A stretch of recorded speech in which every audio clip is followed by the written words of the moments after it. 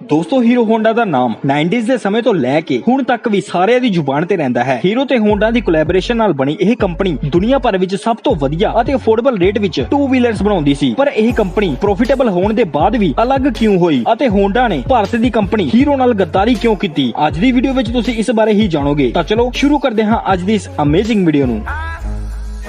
Guess who's back?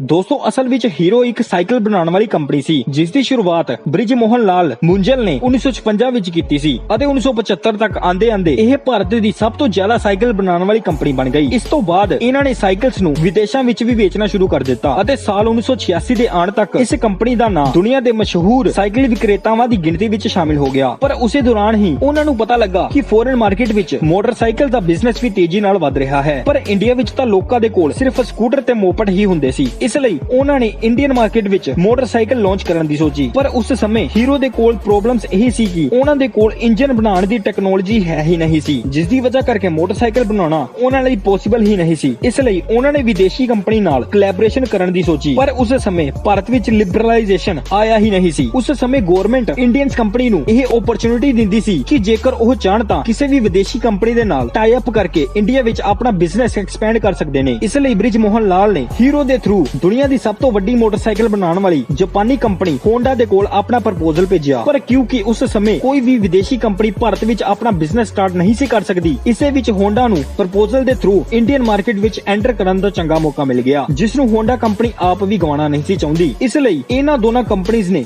1984 ਵਿੱਚ ਇੱਕ ਦੂਸਰੇ ਨਾਲ ਹੱਥ ਮਿਲਾ ਲਿਆ। ਹੀਰੋ ਤੇ ਹੋਂਡਾ ਵਿੱਚ ਉਸ ਸਮੇਂ ਇਹ ਐਗਰੀਮੈਂਟ ਹੋਇਆ ਸੀ ਕਿ ਹੀਰੋ ਬਾਈਕਸ ਦੇ ਲਈ ਬੋਡੀ ਬਣਾਏਗਾ ਅਤੇ ਹੋਂਡਾ ਉਸ ਦੇ ਲਈ ਇੰਜਨ ਸਪਲਾਈ ਕਰੇਗਾ। ਇਸ ਤੋਂ ਇਲਾਵਾ ਉਹਨਾਂ ਨੇ ਇੱਕ NOC ਵੀ ਸਾਈਨ ਕੀਤੀ ਸੀ, ਜਿਸ ਦੇ ਅਕੋਰਡਿੰਗ ਦੋਨੋਂ ਕੰਪਨੀਆਂ ਫਿਊਚਰ ਵਿੱਚ ਕਦੇ ਵੀ ਇੱਕ ਦੂਸਰੇ ਦੇ ਮੁਕਾਬਲੇ ਆਪਣਾ ਕੋਈ ਵੀ ਪ੍ਰੋਡਕਟ ਲਾਂਚ ਨਹੀਂ ਕਰਨਗੇ ਅਤੇ ਦੋਨੋਂ ਹੀ ਕੰਪਨੀਆਂ ਇਸ ਕੰਡੀਸ਼ਨ ਤੋਂ ਸੈਟੀਸਫਾਈ ਵੀ ਸੀ। ਇਸ ਤੋਂ ਬਾਅਦ ਇਹ ਡੀਲ ਫਾਈਨਲ ਹੋ ਗਈ ਅਤੇ ਇੱਥੋਂ ਹੀ ਹੀਰੋ ਹੋਂਡਾ ਦੀ ਸ਼ੁਰੂਆਤ ਹੋਈ। ਦੋਸਤੋ ਹੀਰੋ ਹੋਂਡਾ ਦਾ ਪਹਿਲਾ ਪਲਾਂਟ ਹਰਿਆਣਾ ਵਿੱਚ ਬਣਾਇਆ ਸੀ, ਜਿੱਥੋਂ ਹੀਰੋ ਤੇ ਹੋਂਡਾ ਨੇ ਮਿਲ ਕੇ ਜਲਦੀ ਹੀ ਬਾਈਕਸ ਦੀ ਮੈਨੂਫੈਕਚਰਿੰਗ ਕਰਨੀ ਸਟਾਰਟ ਕਰ ਦਿੱਤੀ। 1985 ਵਿੱਚ ਜਦੋਂ ਉਹਨਾਂ ਨੇ ਆਪਣੀ ਪਹਿਲੀ ਬਾਈਕ ਸਿਟੀ 100 ਲਾਂਚ ਕੀਤੀ, ਉਦੋਂ ਇਹ ਬਹੁਤ ਹੀ ਤੇਜ਼ੀ ਨਾਲ ਪਪੂਲਰ ਹੋ ਗਈ, ਕਿਉਂਕਿ ਇੰਡੀਅਨ ਮਾਰਕੀਟ ਵਿੱਚ ਬਾਈਕਸ ਦਾ ਕਨਸੈਪਟ ਨਵਾਂ ਹੀ ਸੀ ਅਤੇ ਬਾਈਕ ਦਾ ਮਾਈਲੇਜ ਵੀ ਬਹੁਤ ਵਧੀਆ ਸੀ। ਇਸ ਤੋਂ ਇਲਾਵਾ ਇਹ ਘੱਟ ਪ੍ਰਾਈਸ ਵਿੱਚ ਲਾਂਚ ਕੀਤੀ ਗਈ ਸੀ ਅਤੇ ਹਰ ਮਿਡਲ ਕਲਾਸ ਫੈਮਿਲੀ ਇਸ ਨੂੰ ਅਫੋਰਡ ਕਰ ਸਕਦੀ ਸੀ। ਲੋਕੀ ਇਸ ਬਾਈਕ ਦੇ دیਵਾਨੇ ਹੋ ਗਏ ਸੀ, ਕਿਉਂਕਿ ਉਹਨਾਂ ਨੂੰ ਸਕੂਟਰ ਵਾਲਾ ਮਾਈਲੇਜ ਹੁਣ ਬਾਈਕ ਵਿੱਚ ਮਿਲ ਰਿਹਾ ਸੀ। ਪਰ ਉਸੇ ਦੌਰਾਨ ਹੀ ਜਾਪਾਨ ਦੀ ਕਰੰਸੀ ਵਿੱਚ ਵੱਡਾ ਉਛਾਲ ਆ ਗਿਆ, ਜਿਸ ਦੀ ਵਜ੍ਹਾ ਕਰਕੇ ਜਿੰਨੇ ਵੀ ਸਪੇਅਰ ਪਾਰਟ ਜਾਪਾਨ ਤੋਂ ਆਉਂਦੇ ਸੀ ਉਹ ਬਹੁਤ ਹੀ ਜ਼ਿਆਦਾ ਮਹਿੰਗੇ ਹੋ ਗਏ ਅਤੇ ਹੀਰੋ ਹੋਂਡਾ ਨੂੰ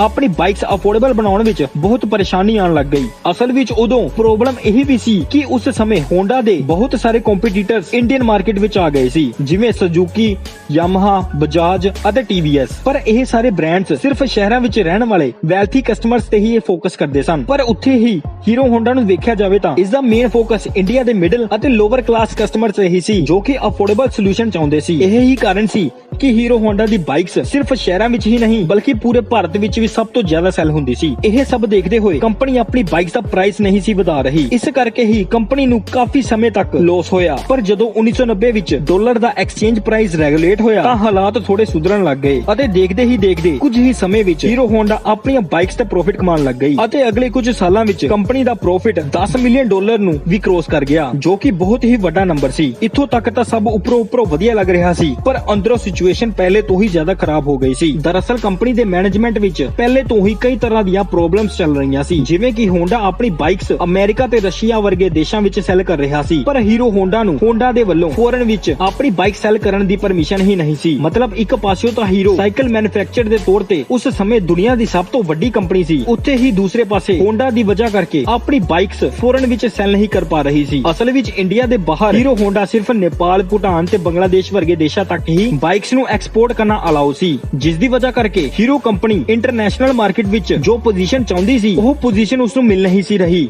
ਇੱਕ ਸਾਈਡ ਤੇ ਤਾਂ ਹੋਂਡਾ ਬਹੁਤ ਤੇਜ਼ੀ ਨਾਲ ਗਰੋ ਕਰ ਰਹੀ ਸੀ, ਪਰ ਉੱਥੇ ਹੀ ਦੂਸਰੀ ਸਾਈਡ ਹੀਰੋ ਇੱਕ ਲਿਮਿਟਡ ਸਪੇਸ ਵਿੱਚ ਫਸ ਕੇ ਰਹਿ ਚੁੱਕੀ ਸੀ, ਜਿਸ ਕਾਰਨ ਇਹਨਾਂ ਦੋਨਾਂ ਕੰਪਨੀਆਂ ਦੇ ਆਪਸੀ ਰਿਸ਼ਤੇ ਖਰਾਬ ਹੋਣ ਲੱਗ ਗਏ। ਇਸ ਤੋਂ ਇਲਾਵਾ ਕੰਟਰੈਕਟ ਦੇ ਅਕੋਰਡਿੰਗ ਹੀਰੋ ਬਾਈਕਸ ਦੀ ਬੋਡੀ ਬਣਾਉਂਦੀ ਸੀ ਅਤੇ ਹੋਂਡਾ ਇੰਜਨ। ਪਰ ਹੁਣ ਤੱਕ ਹੀਰੋ ਨੂੰ ਇਹ ਸਮਝ ਆ ਗਿਆ ਸੀ ਕਿ ਜੇਕਰ ਹੋਂਡਾ ਤੋਂ ਅਲੱਗ ਹੋਣਾ ਹੈ ਤਾਂ ਉਸ ਨੂੰ ਖੁਦ ਇੰਜਨ ਮੈਨੂਫੈਕਚਰ ਕਰਨਾ ਪਵੇਗਾ। ਹੁਣ ਉਸ ਨੂੰ ਹੀਰੋ ਹੋਂਡਾ ਤੋਂ ਜੋ ਪ੍ਰੋਫਿਟ ਮਿਲਦਾ ਸੀ ਹੀਰੋ ਉਸ ਨੂੰ ਇੰਜਨ ਬਣਾਉਣ ਲਈ ਖਰਚ ਕਰਨ ਲੱਗ ਗਿਆ, ਜਿਸ ਦੀ ਵਜ੍ਹਾ ਕਰਕੇ ਹੀਰੋ ਤੇ ਹੋਂਡਾ ਵਿੱਚ ਦਰਾਰ ਹੋਰ ਵੱਧ ਗਈ। ਹੋਂਡਾ ਨੇ ਕੰਟਰੈਕਟ ਦੇ ਅਗੇਂਸਟ ਚੱਲ ਕੇ ਸਾਲ 1999 ਵਿੱਚ ਇੰਡੀਆ ਦੇ ਵਿੱਚ ਆਪਣੀ ਇੱਕ ਵੱਖਰੀ company Honda motorcycle and scooter India ਦੇ ਨਾਮ ਤੋਂ ਸ਼ੁਰੂ ਕਰ ਦਿੱਤੀ ਤੇ ਉਸੇ ਪ੍ਰਾਈਸ ਵਿੱਚ ਬਾਈਕਸ ਵੇਚਣੀ ਸ਼ੁਰੂ ਕਰ ਦਿੱਤੀ, ਜਿਸ ਦੇ ਵਿੱਚ ਪਹਿਲੇ ਤੋਂ ਹੀ ਹੀਰੋ ਹੋਂਡਾ ਦੀਆਂ ਬਾਈਕਸ ਮੌਜੂਦ ਸੀ। ਹੁਣ ਜੇਕਰ ਦੇਖਿਆ ਜਾਵੇ ਤਾਂ ਇੰਡੀਅਨ ਮਾਰਕੀਟ ਦੇ ਅੰਦਰ ਹੋਂਡਾ ਨੇ ਆਪਣੀ ਬਾਈਕਸ ਨੂੰ ਹੀਰੋ ਹੋਂਡਾ ਦੇ ਮੁਕਾਬਲੇ ਵਿੱਚ ਖੜੇ ਕਰਕੇ ਰੱਖ ਦਿੱਤੀਆਂ, ਜਿਸ ਦੀ ਵਜ੍ਹਾ ਕਰਕੇ ਹੀਰੋ ਹੋਂਡਾ ਦੇ ਕਸਟਮਰ ਡਿਵਾਈਡ ਹੋ ਗਏ। ਇਸ ਤੋਂ ਕੁਝ ਸਮੇਂ ਬਾਅਦ ਹੋਂਡਾ ਨੇ ਐਕਟਿਵਾ ਨੂੰ ਲਾਂਚ ਕਰਕੇ ਸਕੂਟਰ ਸੈਗਮੈਂਟ ਵਿੱਚ ਵੀ ਐਂਟਰ ਕਰ ਲਿਆ। ਇਸ ਤਰ੍ਹਾਂ ਦੇਖਿਆ ਜਾਵੇ ਤਾਂ ਚਲਾਕੀ ਕਰਕੇ ਹੋਂਡਾ ਬਹੁਤ ਜ਼ਿਆਦਾ ਗਰੋ ਹੋਣਾ ਸ਼ੁਰੂ ਹੋ ਗਿਆ, ਕਿਉਂਕਿ ਹੋਂਡਾ ਦੀ ਹੀਰੋ ਹੋਂਡਾ ਤੋਂ ਤਾਂ ਅਰਨਿੰਗ ਹੁੰਦੀ ਹੀ ਸੀ, ਇਸ ਦੇ ਨਾਲ ਉਸਦਾ ਸੈਪਰੇਟ ਬਾਈਕ ਕੰਪਨੀ ਤੋਂ ਵੀ ਚੰਗਾ ਪ੍ਰੋਫਿਟ ਬਣਨਾ ਸ਼ੁਰੂ ਹੋ ਗਿਆ। ਇਹਨਾਂ ਪ੍ਰੋਬਲਮਸ ਨੂੰ ਦੇਖਦੇ ਹੋਏ ਹੀਰੋ ਨੇ ਹੋਂਡਾ ਤੋਂ ਅਲੱਗ ਹੋਣ ਦਾ ਫੈਸਲਾ ਲੈ ਲਿਆ ਅਤੇ 2010 ਵਿੱਚ ਜਾ ਕੇ ਇਹ ਦੋਨੋਂ ਕੰਪਨੀਆਂ ਇੱਕ ਦੂਸਰੇ ਤੋਂ ਅਲੱਗ ਹੋ ਗਈਆਂ। ਹੀਰੋ ਹੋਂਡਾ ਵਿੱਚ ਇਹਨਾਂ ਦੋਨਾਂ ਕੰਪਨੀਆਂ ਦੇ 26% ਸ਼ੇਅਰ ਸੀ, ਜਿਸ ਦੇ ਚਲਦੇ ਹੋਂਡਾ ਮੋਟਰਸ ਨੇ ਆਪਣੇ ਹਿੱਸੇ ਦੇ ਸਾਰੇ 26% ਸ਼ੇਅਰ ਹੀਰੋ ਕੰਪਨੀ ਨੂੰ ਹੀ ਦੇ ਦਿੱਤੇ ਅਤੇ ਹੀਰੋ ਕੰਪਨੀ ਦੇ ਪ੍ਰਮੋਟਰ ਬ੍ਰਿਜ ਮੋਹਨ ਲਾਲ ਨੇ ਹੋਂਡਾ ਦੇ ਇਹ ਸ਼ੇਅਰ 1.2 ਅਰਬ ਡਾਲਰ ਵਿੱਚ ਖਰੀਦ ਕੇ ਆਪਣਾ ਕਾਰੋਬਾਰ ਹੀਰੋ ਮੋਟੋਕੋਰਪ ਦੇ ਨਾਂ ਤੋਂ ਅੱਗੇ ਵਧਾਇਆ। ਜ਼ਿਆਦਾਤਰ ਲੋਕਾਂ ਨੂੰ ਲੱਗਦਾ ਸੀ ਕਿ ਹੋਂਡਾ ਦੇ ਬਿਨਾਂ ਹੀਰੋ ਮਾਰਕੀਟ ਵਿੱਚ ਕਦੇ ਸਰਵਾਈਵ ਵੀ ਨਹੀਂ ਕਰ ਸਕਦਾ, ਪਰ ਜੇਕਰ ਅੱਜ ਦੀ ਗੱਲ ਕਰੀਏ ਤਾਂ ਇਸ ਸਮੇਂ ਹੀਰੋ ਮੋਟੋਕੋਰਪ ਦਾ ਨਾਂ ਦੁਨੀਆ ਦੀ ਸਭ ਤੋਂ ਜ਼ਿਆਦਾ ਮੋਟਰਸਾਈਕਲ ਬਣਾਉਣ ਵਾਲੀ ਕੰਪਨੀਆਂ ਵਿੱਚ ਰੱਖਿਆ ਗਿਆ ਹੈ। ਜੇਕਰ ਵੀਡੀਓ ਵਧੀਆ ਲੱਗੀ ਹੋਵੇਗੀ ਤਾਂ ਲਾਈਕ ਐਂਡ ਸ਼ੇਅਰ ਕਰਨਾ ਨਾ ਭੁੱਲਿਓ ਤੇ ਹੋਰ ਵੀ ਵੀਡੀਓਜ਼ ਦੇਖਣ ਲਈ ਸਾਡੇ YouTube ਚੈਨਲ ਨੂੰ ਸਬਸਕ੍ਰਾਈਬ ਕਰ ਲਓ।